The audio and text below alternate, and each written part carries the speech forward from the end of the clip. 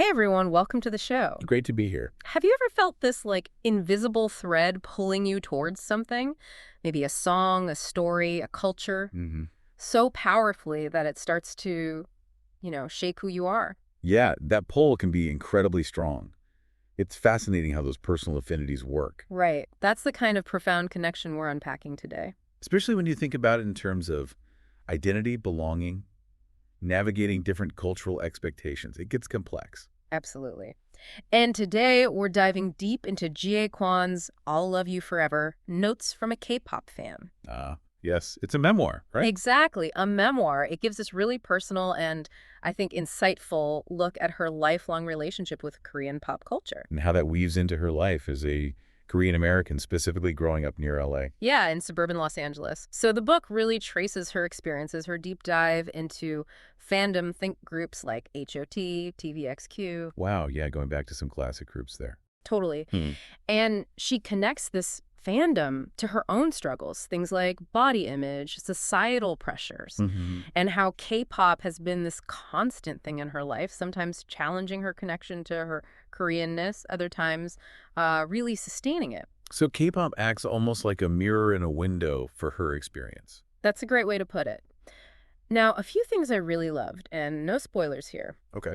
First, the way she portrays that early K-pop fandom in the US, it felt so vivid. You mean like before everything was online? Exactly. The mixtapes, tracking down VHS recordings of music shows, it gives you such a sense of the dedication involved. Definitely. That effort, the community built around sharing those tapes. Yeah. It's quite different from just clicking a link. Right. It felt really special. I also found her honesty about being a second-generation immigrant navigating everything really compelling. Yeah, that balancing act between cultural expectations from home and, the American environment she grew up in. She just articulates that journey of finding your own identity piece by piece so well. And popular culture, like K-pop in this case, often plays such a key role in that for people, doesn't it?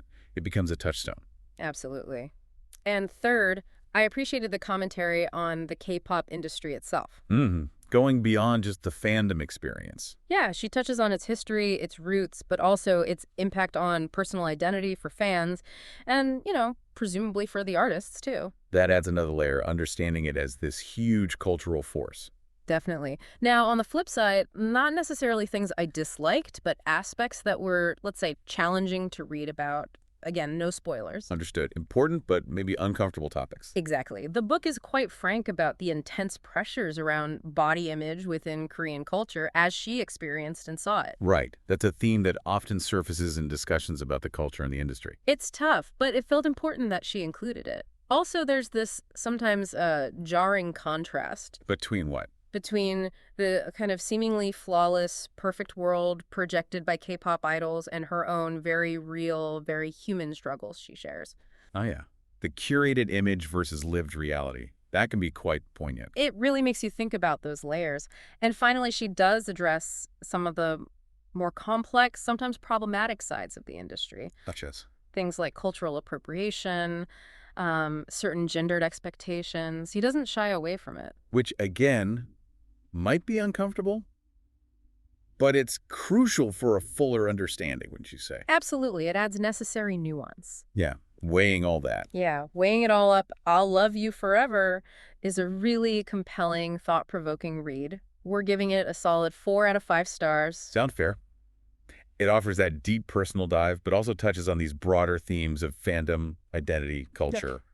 Really relatable on many levels. Definitely. So if this deep dive into Jie Kwon's experiences resonated with you, maybe spark some thoughts. And you want to read it for yourself. You can find a link to I'll Love You Forever on Amazon right there in the description below. And hey, if you enjoyed this discussion, maybe give us a like. Subscribe for more deep dives like this one. Yeah, we'd appreciate that. Thanks so much for joining us today. We'd genuinely love to hear your thoughts.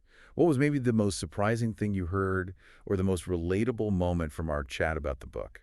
Let us know. Share your favorite takeaway in the comments below. Seriously, your engagement really helps us keep bringing you these kinds of discussions. And don't forget to share this with anyone else you think might find it interesting. Thanks again, everyone. See you next time.